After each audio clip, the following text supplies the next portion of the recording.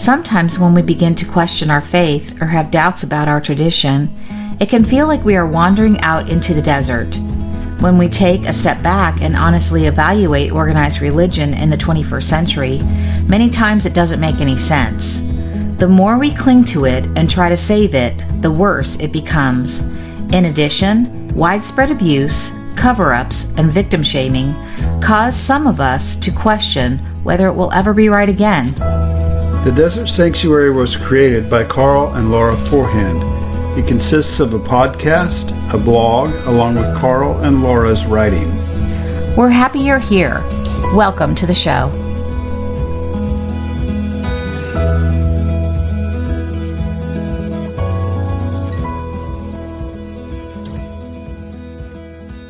Hi, welcome to the Desert Sanctuary. I'm Laura Forehand. I am here with Carl Forehand, and we are so excited to have Kathy Jacobitz back with us for part two. If you haven't heard the first part of our conversation with Kathy, that good. Yeah, right? That good. Exactly.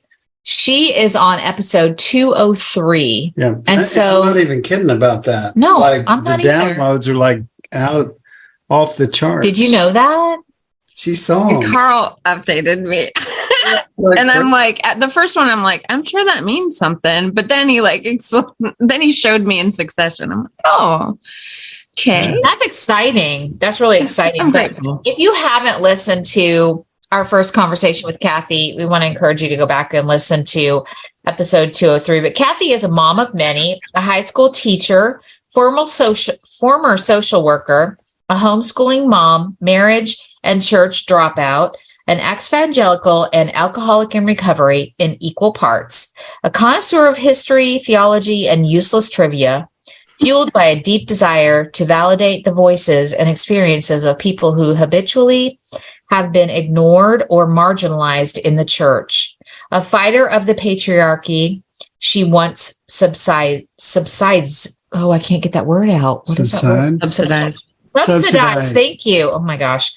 Reconstructionist, mental health advocate, a faith forged in doubt, bibliophile. I got that word. I know. But anyway, that's fine. Glad to have you. Thank you. Back with us, Kathy. Thanks. It's always good to see your face. So how I describe Kathy, so that you know. Yeah. We've been interviewing a lot of women, and similar. They've been through some similar things as you. But I think of Kathy as my wise friend. Yeah. And I watch from a distance, and it's like, just in the things people repost or in what they say about posts and so on. I just think of her as one of my top 5 wise friends. And take that for what it's worth. I'm kind of weird. So no, it's cool. Aren't we all? Yeah, definitely. So before we get started, this is my commercial. Our book it's still at number 2 in ecclesiology. It's funny to me that it is a very honest evaluation of the church in the 21st century. So it is, and I was talking to someone in the last podcast about some of the points in it I even feel are fairly harsh, fairly honest, and upfront and stated kind of strongly. But so it's in ecclesiology, which, as best I understand it, means a study of the church. So it's doing well, and we marked it down to 99 cents for a month, and now it's been almost 2 months. So I would like them to not be 99 cents, but they are still. So it's at a point where if you like it and wanted to share it, you could buy some for somebody else. Yeah. It's doing real well. I'm glad that it's 99 cents because me, I wanted it to be for free for so long. So it doesn't bother me that it's 99 cents at all. If it gets in the hands of people who really need to, I don't know. We were talking with Brad Jerzak a little earlier, and he has a similar book. His is real academic and a lot longer, but it's a different part of the discussion. And we were talking about just the idea of let's have the discussion. let's talk about it, because that's what we haven't wanted to do for 1,500 years, and that's why it hasn't changed. Right. And it's not working. So the book is called Out into the Desert, and I hope you'll get it. Laura and I are also involved in a parenting deconstructed book, where I wrote chapter 3 and you wrote chapter 4, right? Right. And it's a very good book. One of the chapters is by our friend Dr. Mark Karras. He talks about navigating a faith with different belief systems, or where you're at different places on the journey, which is really interesting. And then there's a chapter called Freedom to Believe, giving your children the freedom to think for themselves and things like that. And so there's lots. It's was minimally orchestrated, adequately edited. It's a great, weird kind of good book that I think parents that have been through some type of deconstruction, wrestling with their faith, all those kind of things, I think will enjoy the discussion that happens in that book. So that's coming out.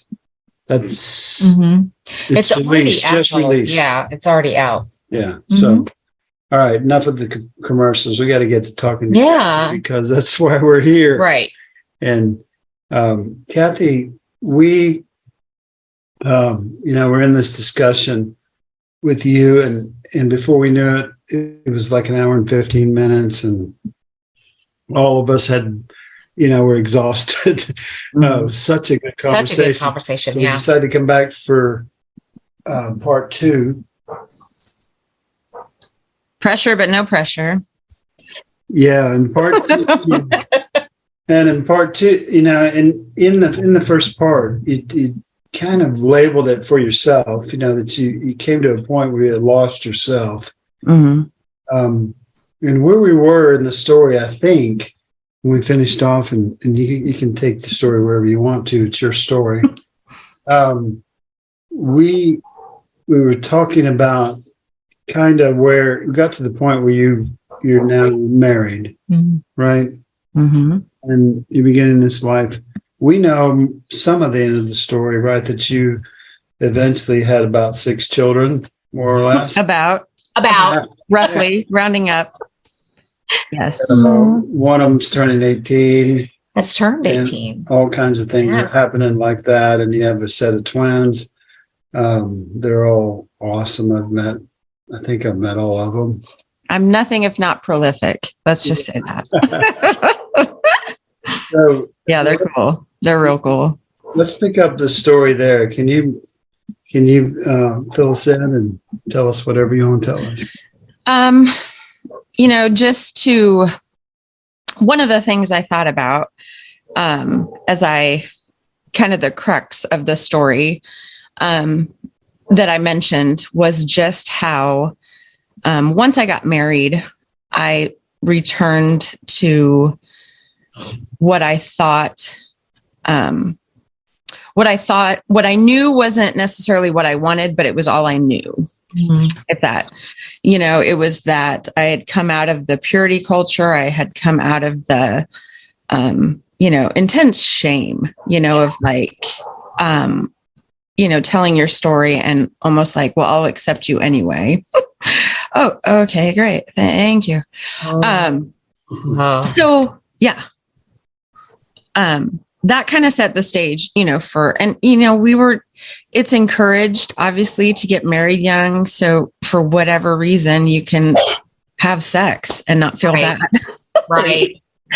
Cause it's like, it's such a caricature, that, I could break down forever, but basically it was that.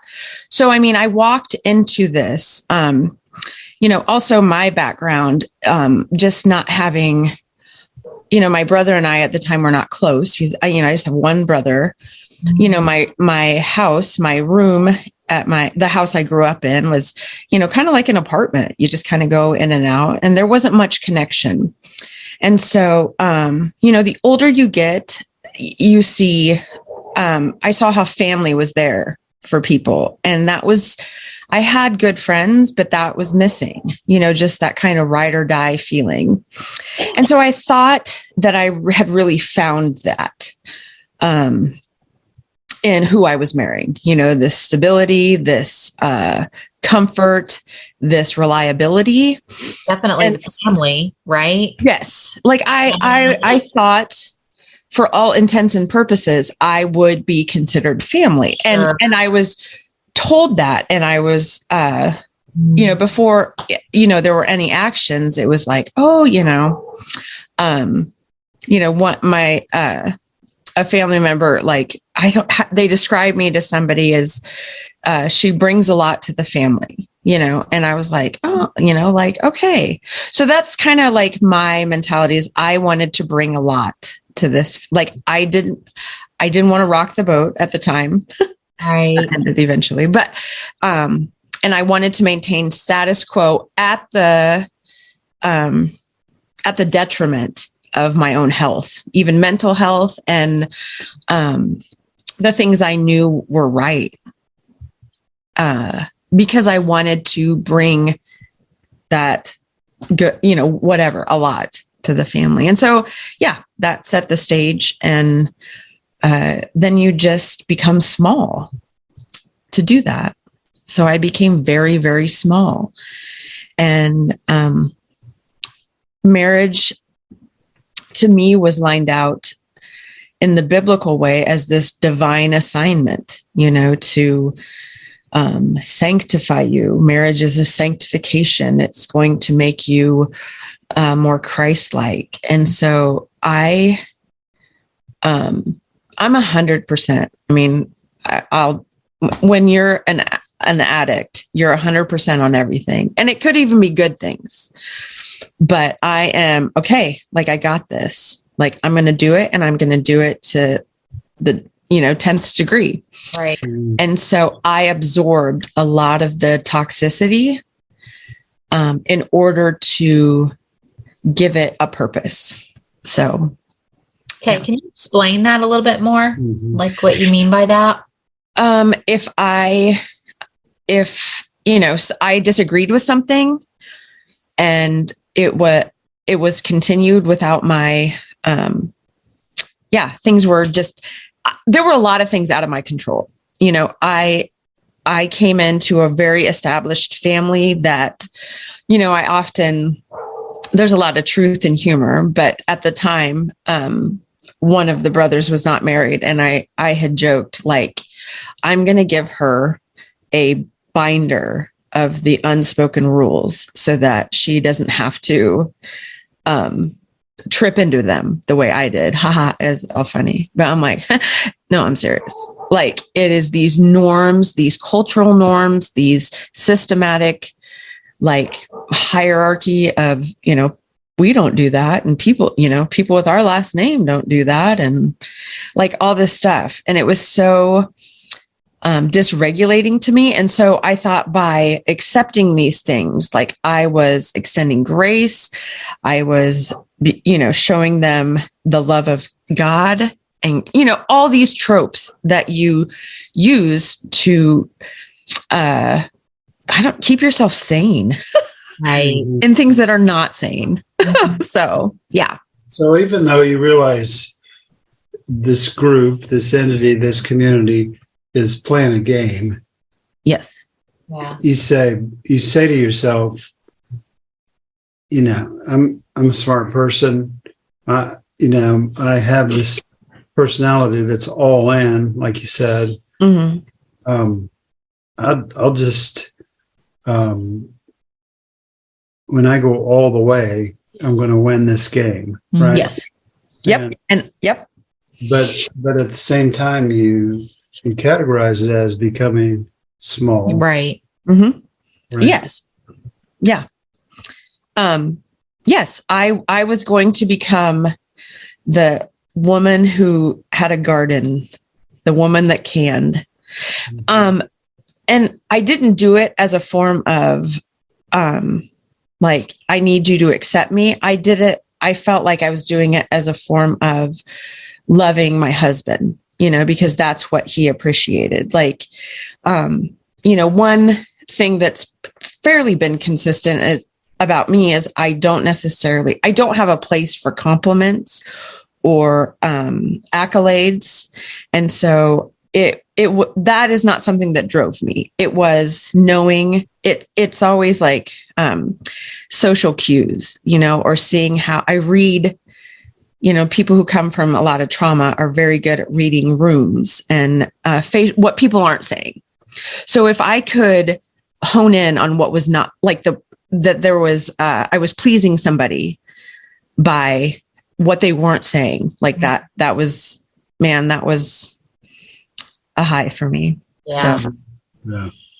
And we talk about in church how anything that alters your mood can become addictive. It did. And, I've learned with a certain type of personality that many in the family exhibited, there's that where they kind of love bomb. And so then you get hooked on that and then they withhold love. And so you're like, I have to do everything to get that, to get that little bit of fix again. And then it's called breadcrumbing. And so they give you a little breadcrumb and then you're like, okay, this gets me to the next, but obviously it wears on your mental health, your cortisone levels, I'm constantly in fight or flight because I don't know if it's going to be, if love is going to be withheld because I'm not accepted, or I'm going to get that breadcrumb and it's going to give me enough to keep going. So yeah, I did it. I had them babies. I did my best to not complain. One thing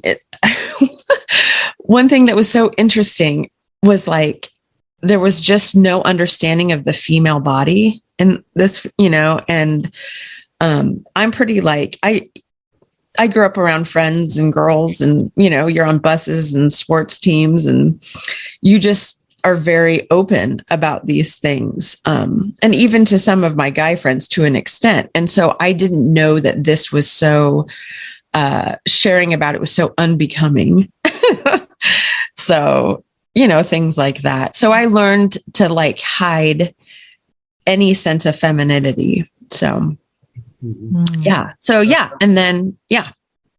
So I want to say, how does that affect you? But what also I was wanting to say was, Laura talks some about the demands of having 3 small children while we were trying to do ministry and so on.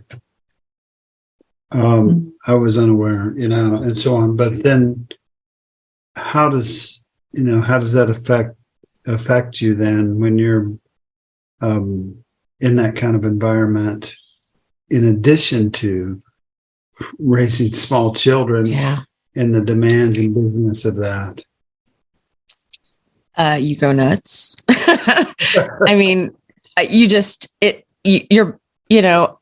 Nobody is the highest evolved form of man. And I think being in a family that thought they were the exception to how the human body worked, trauma, joy, everything was, they were the exception. And so what happened is after I had, my first child, there was I'm a survivor. I was like, I will live. I knew that we could not financially make it if we lived somewhere else and I could stay home.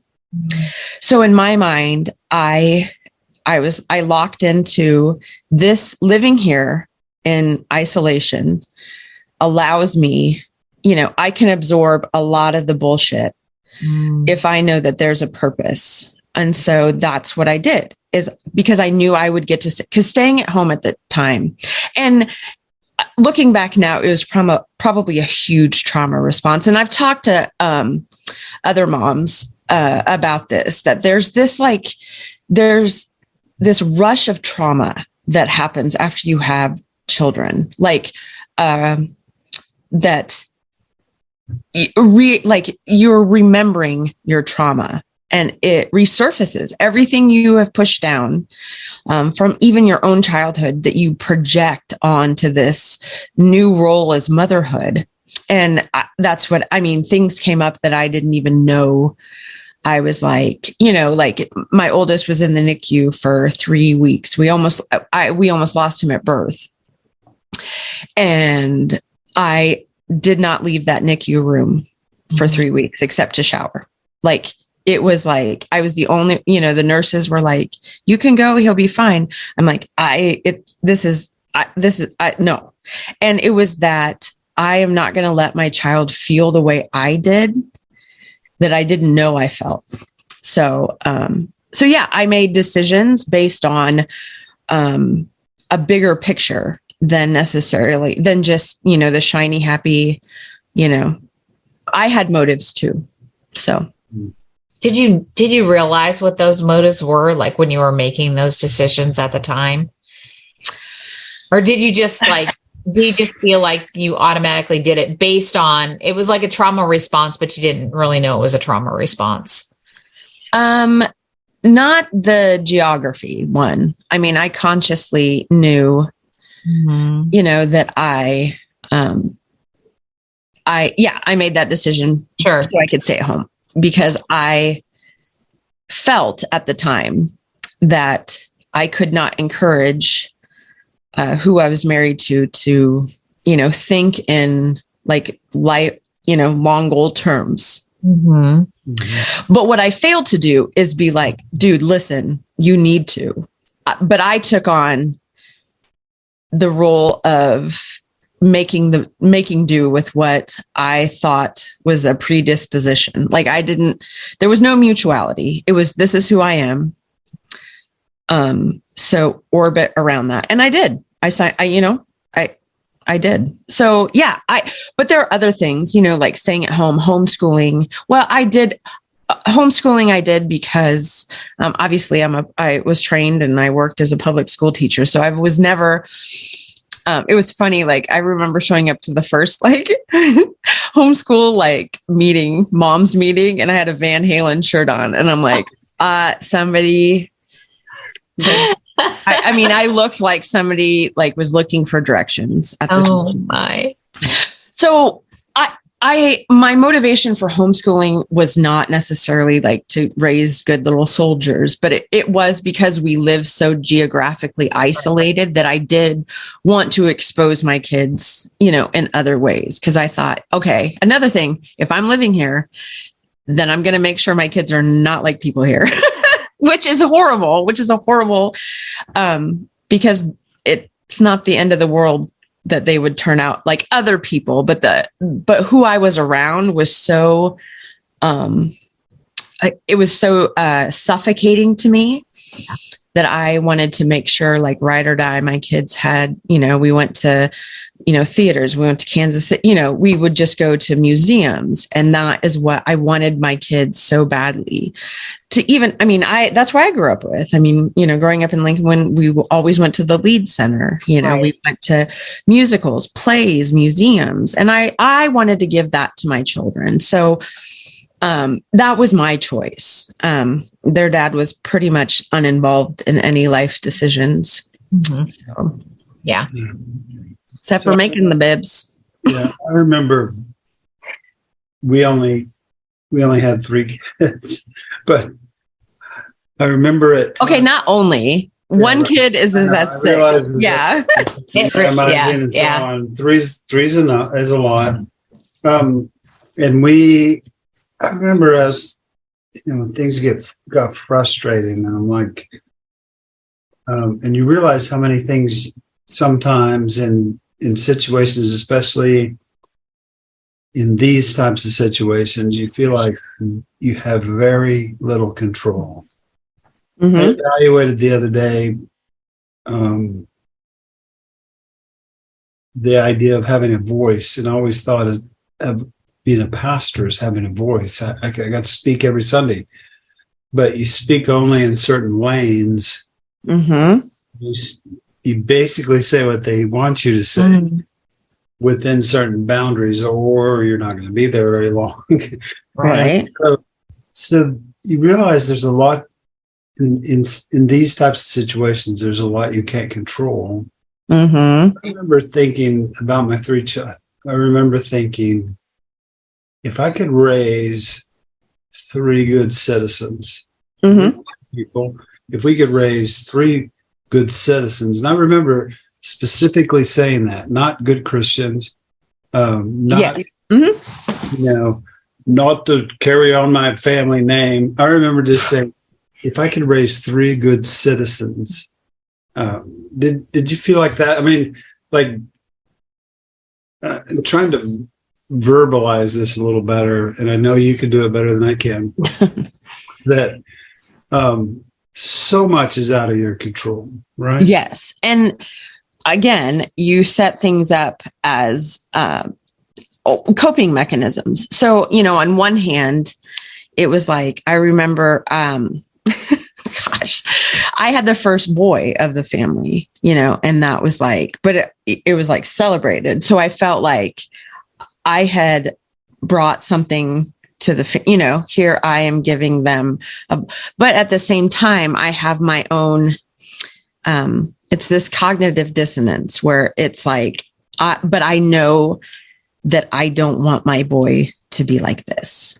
So it's like, it's that still wanting to please. I was in 2 lanes, and it's insane, because if you're not whole and in like one lane, like this is our goal, and you're not on the same page with your spouse, I mean, I don't remember a time when, especially once we moved there right away, that it was a mutuality. It was like either I want this for my kids, from, their dad, or I don't care. It was this apathy. So it was either or. And so I tried to wade in the middle and do that. So I don't know. Yeah. I mean, I set up those, I'm bringing, this workforce. God. So anyway. Yeah. That's my value. I brought value now. I mean, even though I'm weird and I'm not one of you, like, at least hopefully that will give me value, So I want to pause the story for a second. So we talked about at the beginning that Laura and I got to contribute a couple of chapters to this book called Parenting Deconstructed. Mm-hmm. It wasn't a book that was like they said, well, let's write this chapter about that and this chapter about that. They just basically took 12 of us and said, write a chapter about what you think. And towards the end of our parenting career, which never really ends, but when we got to the point where you are, where they're all gone. Well, she still has some at home, but yeah. That's they're starting to, right? All of ours are gone. So right. When they, they're 15 and you want to kill them, and then like when they turn 18, they're human beings again, they leave. So all right. of our, I know. I'm like, I'm just starting to like you, and now they're gone. It sucks. And they get to a point where you kind of like them again, they leave. And so we, when we got to that point, it was at that point that we started saying, hey, when my first son was born, I thought I knew everything. Then our second daughter was born, who's strong-willed. I didn't know anything. And then the third one, I didn't have to think because she told me what to think. So, but, it's about that time when they become human beings again, they move out and you start to realize a few of the things that worked. So you've had a lot of experience in adverse conditions. And you had to make decisions about what am I going to do that's most important. And so we want to tap that wisdom, especially as a parent of 6 children. And some of them haven't even hated you yet. So there's time there. I mean, there's they're still in process, but can you share, when everything gets distilled down, what are the things that really matter about being a parent? Connection. Okay. like connection. I worked in social work, and so I would meet with at-risk moms. And one of the things, and I regret that some of the knowledge I had was after I had kids, but I was very grateful that instinctively, not having that connection as a child, you can go one or two ways. And that drove me to have a connection. So, from 0 to 3, the brain is developing. Eye contact, like those type of things are needed in order to connect those synapses in the brain. And so it was fascinating to me. And I had a lot of compassion because I wasn't one of those people that had people deliver meals or, mom stay for 3 weeks or, like it was hit the ground running. And looking back, I was so divinely thankful for those 3 weeks, not thankful, I guess. I could see the benefit of those 3 weeks in the NICU because I learned everything about babes. Like I was, I didn't know anything. I mean, I still don't. But so I had a lot of compassion for women who just are like, just didn't have those skills. But I was emotionally connected to my kids. I might not have known. And so a lot of these women were just not emotionally connected. And then eventually you see, the result of that lack of emotional connection with kids. And I think that's foundational. I think, when you're emotionally yourself regulated, the deregulation in children will not break you. And so I always think of Jen Hatmaker's, when kids are coming at you, be a stone cold Mother Teresa. And like that was something I really, I failed a lot, but yeah, it's connection. So are we hot?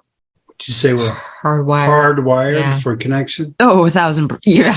Yes. It's a basic, and I can go into it like there's a Dr. Gabor Mati, and he is a Hungarian researcher and a doctor on addiction.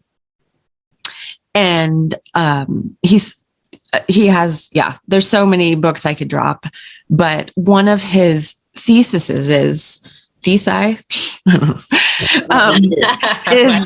plural. Yeah. It's basically like connection. The break in connection is the thing that correlates with addiction. If we don't have that connection, it's not a moral failure. Addiction is not a moral failure. It's a break in that connection. And, he has, if you can even YouTube it, but he has a snippet of a speech about where he was meeting with prostitutes that were on crack cocaine. And he asked them, like, what does it feel like? What is it that draws you? And one of them said, it feels like a warm hug, and it does. It gives that, I remember somebody saying, it cures a headache I didn't know I had. So yeah, we're hard. Yes. I think we really overcomplicate things. Yeah. So help us a little bit, because in the new book, in our book, I'm really hard on churches. Some of it's justified. Some of it, maybe I'm a little too tough. And luckily Laura's in the book, so she's compassionate and so on. But if we're hardwired for connection, the question I want to ask is be more specific. What does connection look like? Because my inclination is to talk about things like churches who claim to be community for us and claim to be that connection that we need. And many times it's just like a common enemy intimacy thing. We all hate the same people. We all believe the same thing. We all look the same. We're homogenous. But what is real connection? What does it look like? It feels like a warm hug, you said, right? Mm-hmm. Is there a way you can dig, Sure. I mean, it's seeing my humanity in you, in me, sees the humanity in you. Yes. Mm-hmm. And I will sit and love the humanity in you. Like it's not complicated. But again, back to me picking on religion often leads us away from our humanity, right? Mm-hmm. Right. It's one institute that leads us away. I mean, there are multiple, but unfortunately, churches have mass produced this because of almost the bait and switch. Yeah. And so I feel like it is more pronounced sometimes there because people in a vulnerable state are going there to find that connection, and then re-traumatized by not finding it. Whereas in other places you wouldn't you wouldn't go invulnerable, and so it's just a very like tender thing.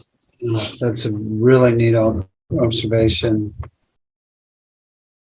And it's good. I just want to sit back and reflect on that now. Can we just take a break so I can meditate and think about that for a while? It's really deep. How do you do that? So that wasn't happening in your extended family. Mm-mm. And then you come to this community that's your now family, and it wasn't. Mm-mm. It's not real connection, right? No. One connection. It was kind of just games we were playing, right? Yeah, I mean, it's just ripping off wounds constantly. I'd get it'd scab over, I'd accept it, and then I would blame myself because I'm like, oh, I walked into that again. Like, it's as somebody who prides themselves on, reading things and, being able to, I thought I was the exception, and I didn't understand that, you don't put your pearls before swine. You don't open your heart to people who are continually. I didn't know about boundaries. I mean, that when I first read, the book Boundaries, I mean, that was like, does that mean, Right. or does that mean, like I had no concept. I didn't see it growing up. It was never honored in any capacity that I had been a part of. And so that was, yeah. And then that book with, there's books that, kind of are game changers in your life. And that was big for me. That one was big. And unfortunately it was the beginning of the breakdown in my marriage. So, yeah. Yeah. So I want to repeat what you said. My humanity sees your humanity. Mm-hmm. A lot of times Laura and I are beginning to talk to people about stories. And what Laura says often is she says, number one, stories are sacred. Your story is sacred. Mm-hmm. And you have to earn the right. To hear. Yeah, you have to earn the right to hear somebody's story. So, and I think that goes back to maybe a little bit of what you're talking about, boundaries. Like I know it's weird for me because on a podcast, I feel like, well, anybody can listen to my story, but I think there is some truth to that there's probably only so much of my story that I'm going to share. Right. Unless I really feel like you've earned the right And I'm like you. I used to think that was like, oh, is that mean? You know? Yes. I mean, yeah. But your extended family is not honoring your humanity. Right. And so Right. And connection with your children. Right. And so that's where I focused was, I became completely imbalanced, however, like just focusing on my children and that connection and finding my fulfillment, not necessarily, but like in that role of like, again, 100%, I'm going to give 110% at the detriment of myself. Which is why, you know, I know we talked briefly before just about like when kids move, you know, then when you've invested your entire personality and your entire well-being in your children, then that's an extension of that emotional support leaving you. Right. And I didn't, having been the emotional support growing up, I fought against that because I knew I did not want that for my children, but I knew I had a predisposition to do that. And it was like my only option. Like I had nothing. So, yeah. Yeah, I think that probably makes all the difference in the world to your children. And so. Well, let me ask, like, so how in these days of, you know, we talked about this before hitting record, you know, you have one that will be graduating this year. Yeah. So then how do you make that space for yourself? How do you become big? How do you become big? You know, because as those, like you said, as those kids that you've poured 100% into, you know, are now leaving, and we talked about this too. That's what we want them to do, right? Yes. We want them to do. Get up on out. Yeah. That's a healthy thing for them to do. But how do you then, you know, make time for you? Like how do you make Kathy important? Because you are, but it's this contradiction because you're pouring your whole self into your children. And as they go, how are you then reclaiming yourself? Right. Well, and ultimately, if we put our identity in anything, you know, our marriage, our children, like we're going to crash. Absolutely. Because even if everything is optimal, there's something that isn't. Right. So we will crash. So that like force happened for me. It happened when I went off to rehab and I had to be away from my children for the first time, I think, like consistently ever and deal with my shit. Sure. And I remember I cried every night. I mean, it's very institutional going in, you know, and that could be a whole other, you know, just that, I had gotten a DUI, which, you know, like was a blessing. I mean, it saved my life, but, that I voluntarily went into rehab because I was scared I was separated at the time. And my motivation for doing it was to get healthy for my children so that they weren't, that wasn't used as something where this family could take away my children. Right. That was definitely hinted at. So you go in there and like, I'm focused on, I just want to be with my children, you know? So, I mean, it was hard, but it was one of those things that, you know, when you like separate two things and it's just sticky and sticky and sticky until it's not as sticky anymore. That I realized I was sick in so many ways, that I had just glossed over. And so that was the beginning for me of recognize, like I stayed in my marriage because I didn't want to lose. I couldn't imagine being away from my children. I was scared that they were going to, you know, there's so many fears. Like one thing that just pisses me off beyond recognition is when, you know, people look at, often women, it's mostly women, but men it can happen to men too. But like, why don't you leave? Like, are you shitting me? Like, right. It's so much bigger than just, well, I don't like this. So deuces.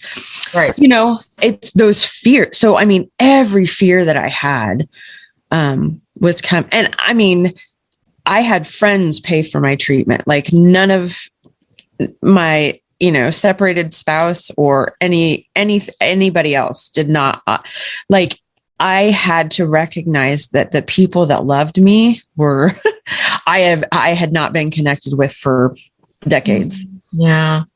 So it naturally happened. And then after that, going to rehab gave me the strength and the perspective to see how, because when you're in the weeds, you're not seeing a big, I had always, and by design, always just been in the weeds and then told I was crazy and told I'm not seeing things correctly. And, but then you get that perspective and outside people saying, no, that's bullshit. Yeah. And, I can understand why you're sick. It gave me the strength to finally, end my marriage. So in the weeds is a waitress term, right? Yes. Yep. And the next level to that is blown. Yep. Right. And yep. So at some point, was it just the DUI, or was it, another fork in the road or something that you realized I'm not only in the weeds, I'm blown, this, it's too much, Yes. I mean, it was the overt understanding, covert, overt, both, that basically the person I was married to would have been happy to lock the key, lock me in and throw away the key in this place so that, and continued to do things, extramarily while I was in there, but yet was coming to, my sessions, and basically just, fucking up my, my sobriety. Right. And so it's like this, not only is this not good for me, it's working against me. Yeah. So, I mean, I'm not only being like blown away, but somebody's holding the leaf blower. So, yeah.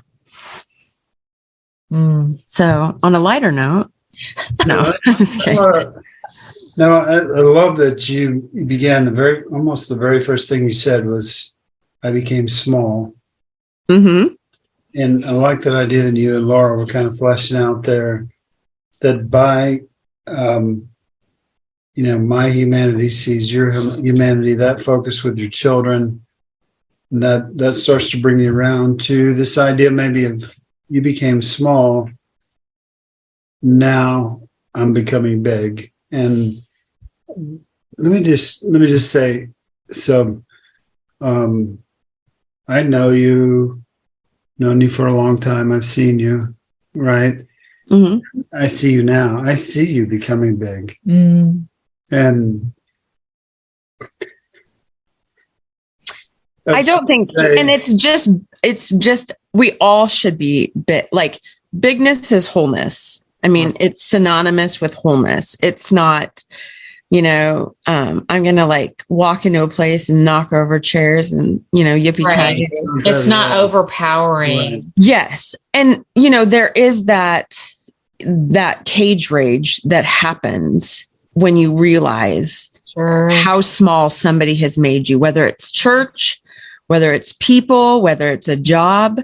And there's that, because we haven't lived in wholeness, we become, it's just a process of like, holy shit, like, holy shit, really? I mean, that's just about, and then it's like guarding ourselves, you go through those stages of grief and figuring out and it's universal. So.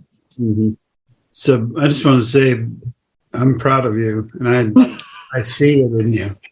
And I thank you.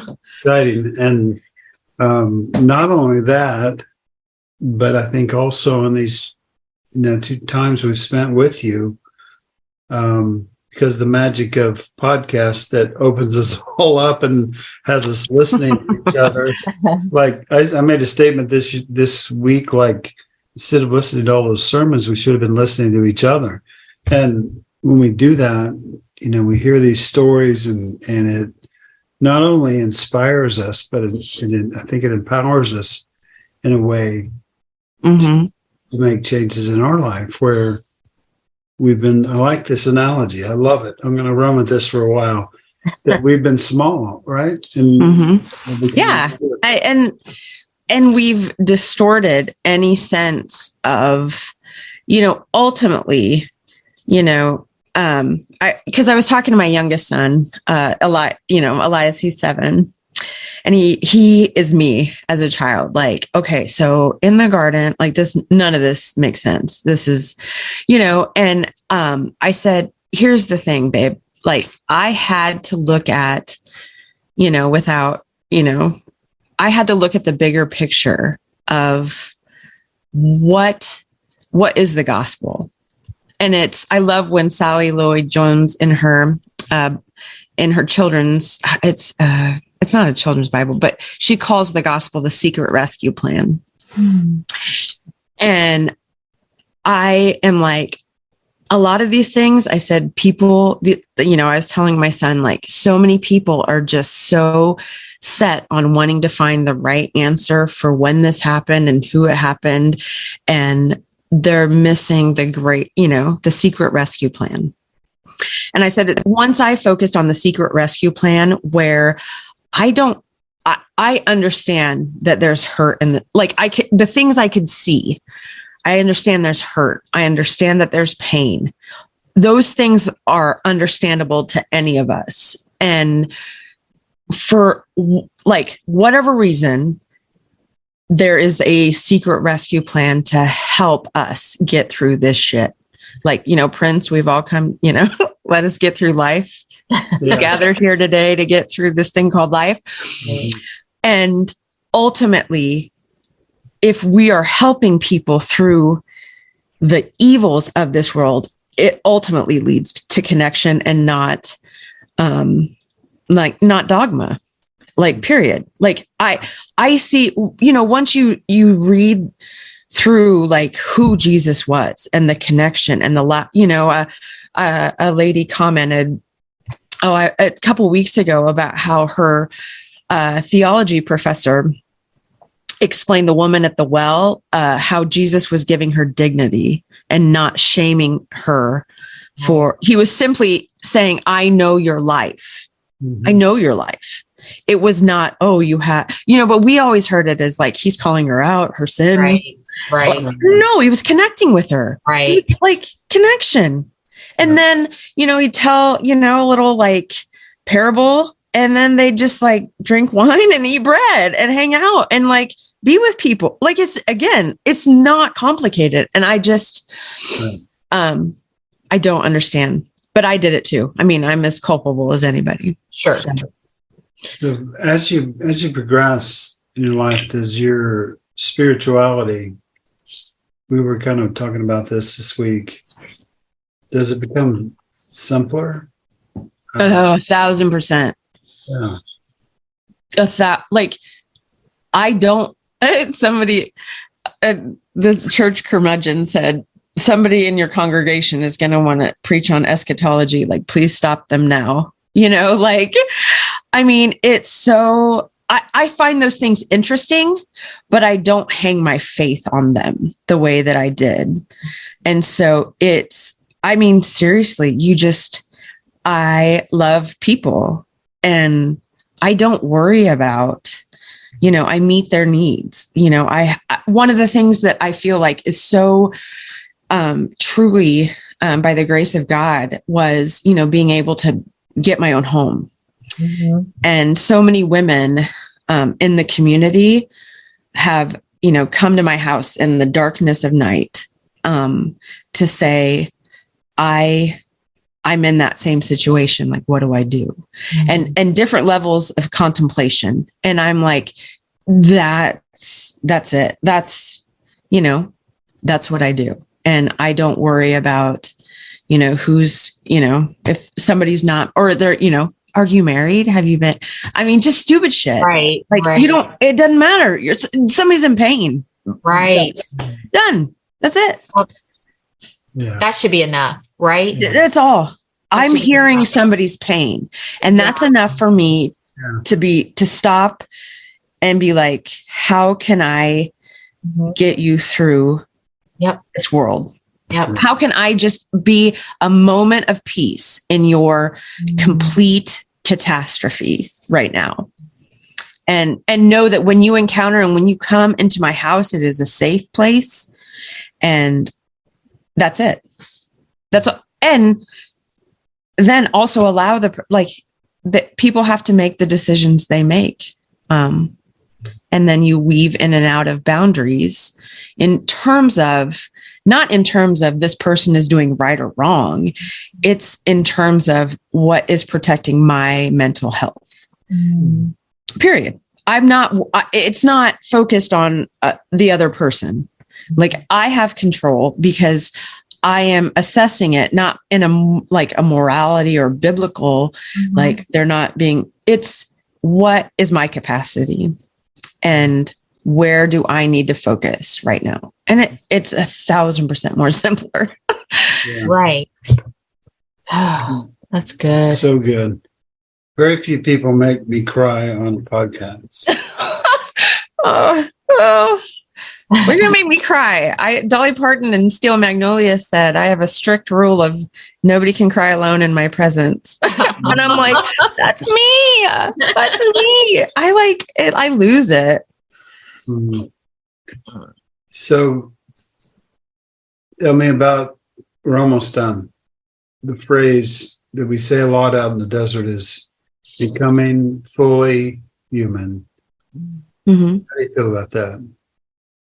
Yeah, it's becoming fully whole, the way that we have been designed. And I think that we're always crawling, sometimes running, sometimes rolling toward wholeness and our humanity. And I think we're so scared sometimes when our humanity sees another person's humanity and it's reflective of ours, and what we're not addressing, that's when the breakdown of connection happens. So it's embracing what it takes to make us healthy, working toward wholeness,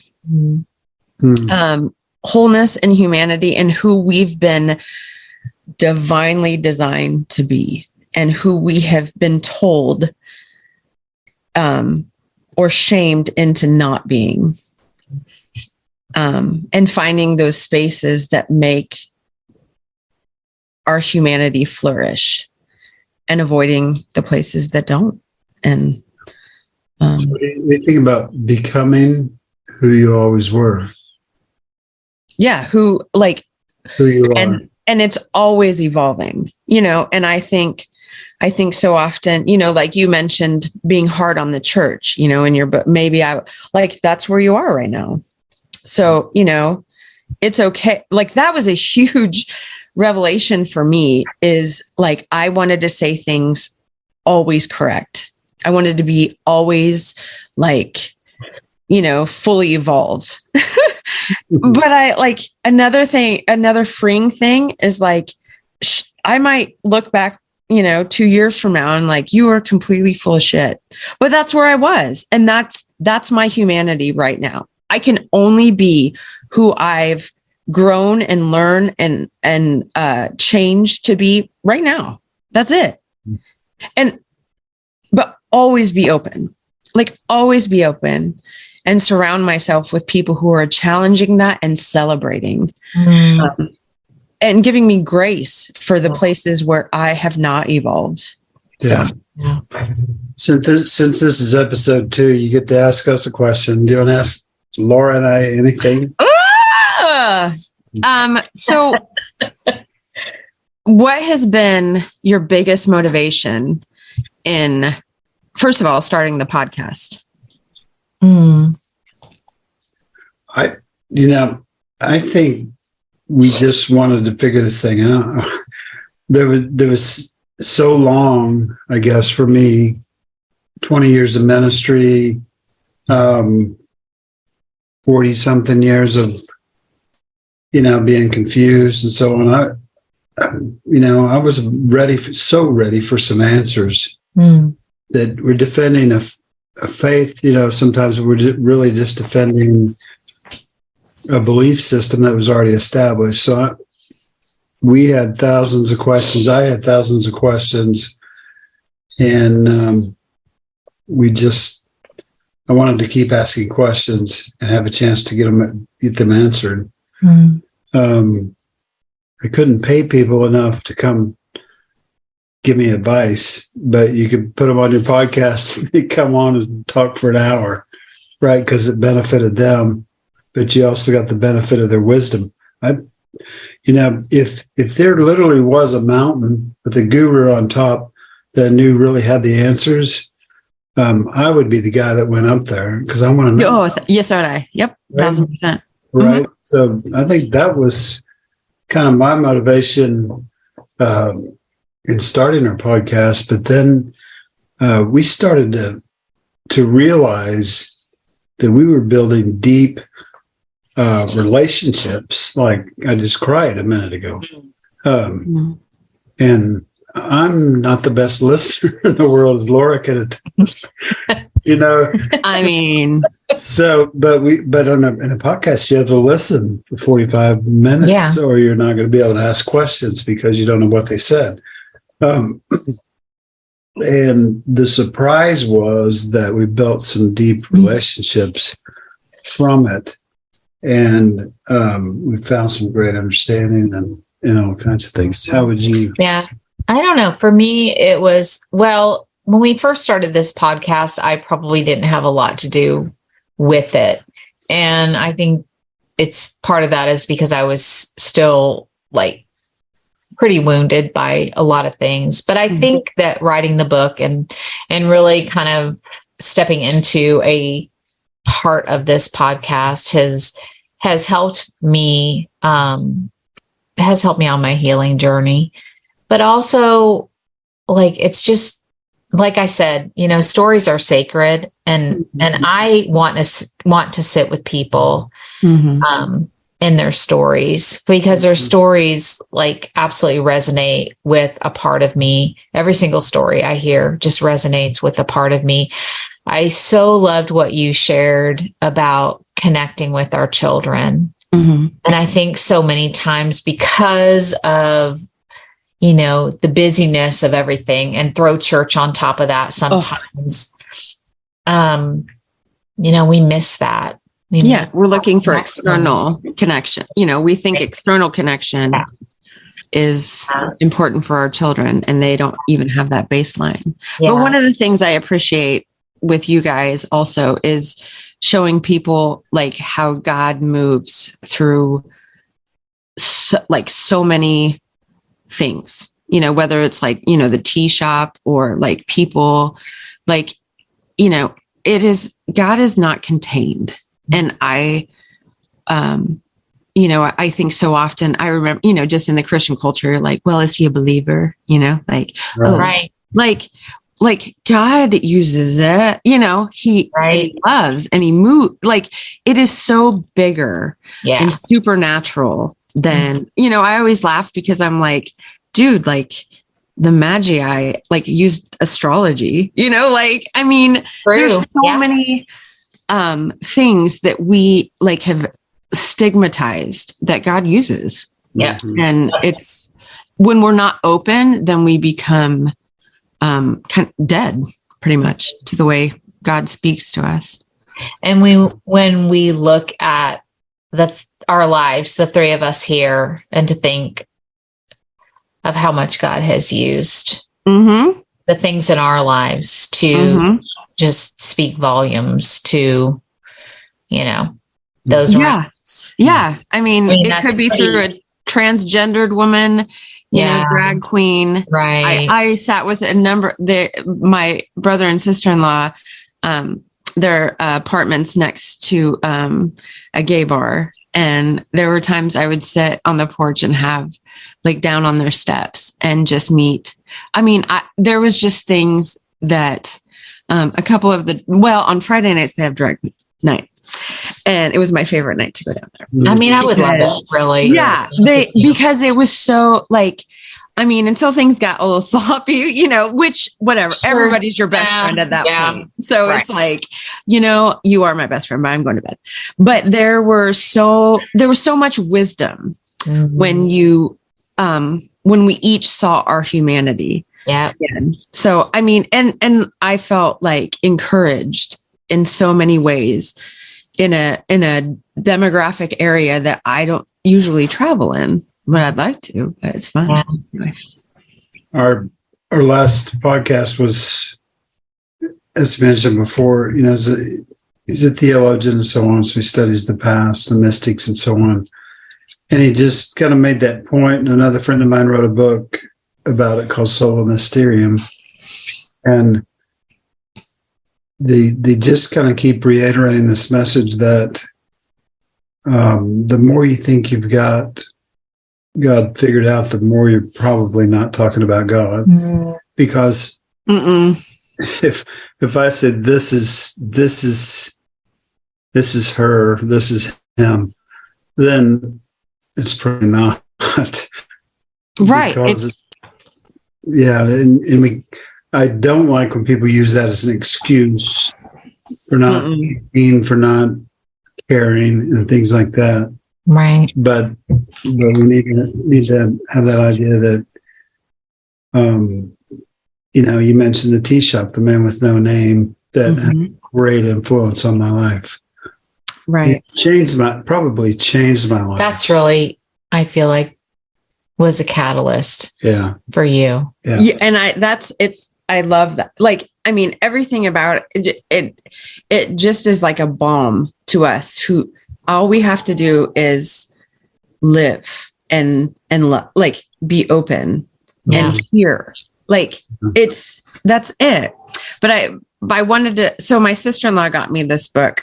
It's called it's Abelian when you're an Abelian too. And I think you mentioned about wisdom, and there's one part in it. So this alien is coming. It's just I highly recommend it. It's not a silly, but it's a simple book. But when I think about wisdom, I think about, there are so many pages I wrote in it. I can show you, but it just looks like a little kid's book.